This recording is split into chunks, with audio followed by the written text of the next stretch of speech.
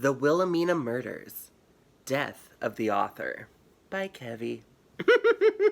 Cover designed by Devin Tarkavian. Did you hear that JK Rowling died? I'm not sure what reaction I expected from Wilhelmina when I told her the news. She sat unchanged for a moment, then a smirk formed on the edges of her lips. After a while, she let out a chuckle, which quickly developed into uncontrollable laughter. I could do nothing but stare at her with disgust. Rowling's untimely death was a tragedy. Her fantasy series defined entire generations of children, and in an instant, she was taken from us. J.K. Rowling is dead, and Wilhelmina laughed. As Will regained her composure, she asked, "How did she die? Did she jump off a cliff with the rest of her TERF friends?" No, Willie. She was murdered. This time, she had the decency not to laugh in my face, simply responding, "Oh, damn. I need you to investigate this case. Find out who killed her." Wilhelmina was dumbfounded. "Absolutely not," was all she said. "But Willie," I pleaded, "a beloved children's author was murdered, and the entire world is grieving. With your help, the killer can be brought to justice, and everyone can have closure." "Beloved?" Wilhelmina's face became deep red, and she went on, "That bitch is despicable. She has devoted the last several years of her life to leading a crusade against transgender people. She has convinced thousands that we are nothing but violent predators, a threat to cisgender women. That woman has used her enormous platform to incite hate and violence. Trans women being murdered on the street, mass shootings at queer bars. J.K. Rowling has instigated these targeted acts of violence, fanning the flames of bigotry. Anyone who supports transgender people should know that she is not someone to be celebrated." I let her say her piece, then suggested, "I get that you have your reasons for disliking her, but can you please do this anyway? For my sake, at least. Her stories meant everything to me as a child. I would hope that our friendship means more to you than some overhyped books." I could barely utter a word before she threw me out. The next day, Wilhelmina went to Boys Town for a drag brunch. She imbibed on bottomless mimosas and tipped all the queens, giving a few extra bucks to transgender drag queen Gertrude Philistine, who performed Ding Dong the Witch is Dead, mixed with clips of J.K. Rowling's controversial comments. After the show, Willie and Gertie stumbled down the block to the beauty salon and got their nails done, fingers and toes. When they'd finished up there, they went back to Gertrude's place, where the two of them made out while news coverage of Rowling's murder played on the television behind them. Did they take things further? I certainly don't want to know. So why would you, perv? What was I doing during this time? Well, stewing mostly. When I wasn't bawling my eyes out during the Harry Potter movie marathon, I was pacing around perplexed, begrudging Wilhelmina her refusal to help me in my time of need. By the third day of these behaviors, I realized that while I sat idle, no progress was being made in the investigation into Rowling's death. So I set about to do it myself. I gathered up all the evidence I could find online and read it over and over until I had it committed to memory. Then I sat back, allowing the wheels of thought to turn, but quickly realized they had no traction. Wilhelmina was the one with the brain for this. There wasn't a chance I could solve it without her. Resigned to my course of action, I made the walk of shame back upstairs and knocked at her apartment door.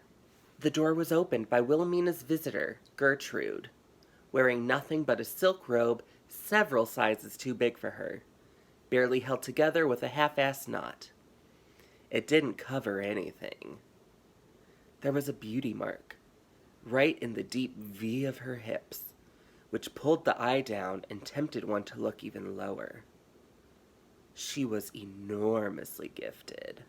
If I'm being honest, I couldn't keep myself from staring, as I felt my mind processing the incongruity of this well-endowed person who also had an incredible rack.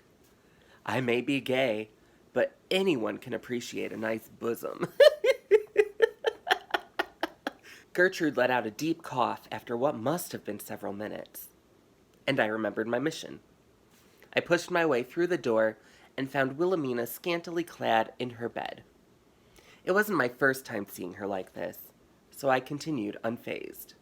I walked right up to the side of the bed, then she spoke. I really don't want to see you right now. I know you're busy, I said, trying to keep my voice even, and you're still mad about the other night, but I'm not ready to apologize. A woman has been murdered. We owe it to her to solve this case. Gertrude climbed onto the base of the bed and got into position while Wilhelmina replied, I already told you, I won't waste my time on that vile woman. Oh yeah, like that, babe.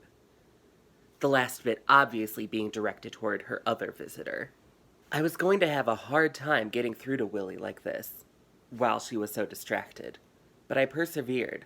I know we have different feelings about her, but she's still a victim who deserves justice. Please, is there anything I could say to persuade you? She simply responded, Oh yeah. Oh yeah. Oh yeah. Then I had an idea. A new approach. Wilhelmina, wouldn't you want to find out who did this so you could thank them? Willie gasped, from surprise or from pleasure. But either way, I got through to her. Between moans, she said, Oh, Patrick, that's brilliant. I want to shake their hand. So you'll do it? Yes, Pat. Now please, shut up and let yourself out. We'll begin work in the morning. Triumphantly, I left the two of them to their business and began to prepare the evidence. Soon, we would discover who killed JK Rowling. There, I hoped you loved reading all that as much as I did writing it. By which I mean, not at all. When I got to Wilhelmina's apartment the next morning, she was watching the news. There was another mass shooting at a gay bar in Nevada. The victims were primarily transgender women and drag queens, and the shooter was filmed saying, This is what you get for killing JK Rowling, before shooting himself. After the news segment, Willie turned off the TV, and I began recounting the evidence. She was found by her maid around 9 in the morning. The maid entered Rowling's bedroom to make the bed and tidy up, and discovered her dead in her bed. Her throat was slit. The murder weapon, an old-fashioned gentleman's shaving razor, was found beside the bed, directly below the victim's hand, which was hanging over the side. Despite no signs that the victim was sexually active prior to her death, the crime scene was scattered with semen. The horror novel Manhunt was found on the Vic's private regions, open to a page with a highlighted portion which read, Have the new girls heard what happened to the Harry Potter lady? As I recited the evidence to Wilhelmina, I watched a grimace appear on her face. With a scowl, I reminded her to get serious. She sat a moment, pondering the evidence, then asked, Do they know whose sperm it was? The forensics aren't back on the semen identification, but the lab has identified at least 4 unique DNA samples. The lab is also studying the single set of prints found on the murder weapon, which, while they've yet to be identified, are said to appear large and manly. Is that so? Wilhelmina trailed off, lost in thought. Eventually, she probed, Do the police have any theories? Based on the evidence, authorities currently suspect some transgender terrorist, but so far have not identified them. Willie burst out laughing, and continued laughing till she had to catch her breath. This time, even my scorn couldn't wipe the smugness off her face. When her breathing was steady, she spoke. There is no way this was done by a trans terrorist, if there even is such a thing. Well, trans people have doxed her before. They absolutely did not. JK Rowling lived in a castle, and its location is public knowledge. I'm pretty sure it's even on Wikipedia. Sharing the castle's address is not doxing because that information was never private to begin with. And those trans terrorists who you suggest doxed her did nothing but take a photograph in front of the property. That is in no way an act of terrorism. No, this crime was not committed by a trans person, but someone certainly wanted us to believe it was. What do you mean? Over the past several years, Wilhelmina began, JK Rowling has used her enormous public platform to promote misinformation and spread hate about transgender people. She sees trans women as perverted men attempting to infiltrate women's spaces, and trans men as confused or brainwashed lesbians. Despite once claiming she would march alongside trans people, on the very day of a trans march in Britain, JK was instead found dining with members of a trans hate group. Rowling even published a manifesto about trans people being a danger to women's rights. Without a doubt, that woman hates transgender people. Of course, her opinion is not a very popular one. What better way to get people to your side than becoming a martyr? She killed herself and arranged the scene to look like a trans person did it, with the goal of turning the rest of the world against us. That is a huge claim, Willie. Do you have anything to support your theory? Well, first, she paused a moment, reflecting on the evidence. The cum. It was found all over the room. I don't know about all trans women, but for a lot of us, we can barely produce a trickle anymore, let alone shoot ropes in every direction. On top of that, you said the splooge samples contained DNA from multiple sources. What's more likely, a militia of trannies jacking off all over J.K. Rowling's bedroom, or a millionaire bigot using her resources to collect some jizz and scatter it around? Then there's the old-fashioned razor, specifically referred to as a gentleman's razor. I can't tell you a single person, trans or cis, who still shaves using that kind of blade, but the image does evoke a certain kind of man, which is what Rowling perceives trans women to be. Finally, the book left on her crotch. Manhunt is an incredible and controversial novel about several trans people during a gender-based apocalypse. The author, a trans woman fed up with Rowling's bullshit, wrote a cathartic couple of pages where J.K. Rowling dies. Not at the hands of trans people, but when her castle collapses and catches fire. It's an innocent enough scene, but the TERF Queen and her subjects ran with it, acting like Manhunt was a threat on Rowling's life. That's stupid. It's fiction. There is a history of fictional novels containing characters who were real living people. But now Manhunt is treated like a symbol for transphobic women to rise up against, proof of our collective wickedness. If a trans woman did intend to kill J.K. Rowling, she would have plenty of motive outside of some book. There would be no reason for it to be there. But for J.K. to place it just so, it was a message that trans people are killers. It was a warning to her followers, intended to incite violence against trans people under a phony kill or be killed justification. And it worked. Just this morning, there was a mass shooting targeting trans women in the name of that cunt.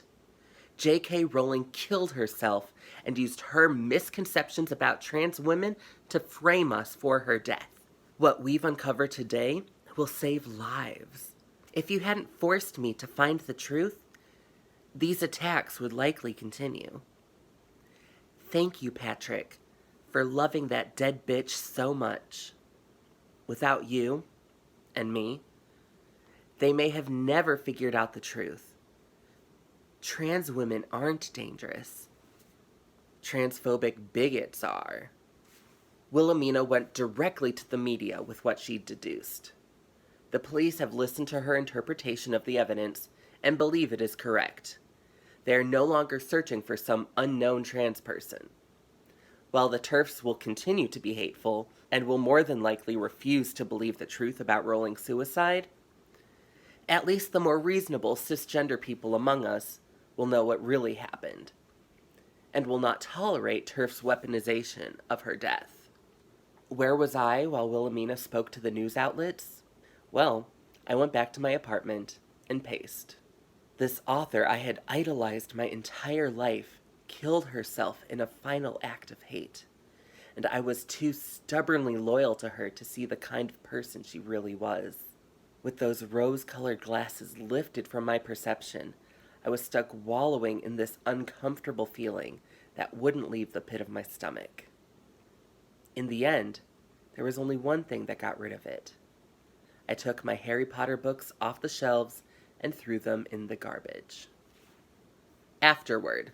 This shouldn't need to be said, but this is obviously a work of fiction. It is in no way a threat or call to action to commit violence against any persons living or dead. While everyone in the story is fictional, the real-life JK Rowling is indeed a transphobic bigot and causing irreparable harm to the trans community. Fuck JK Rowling.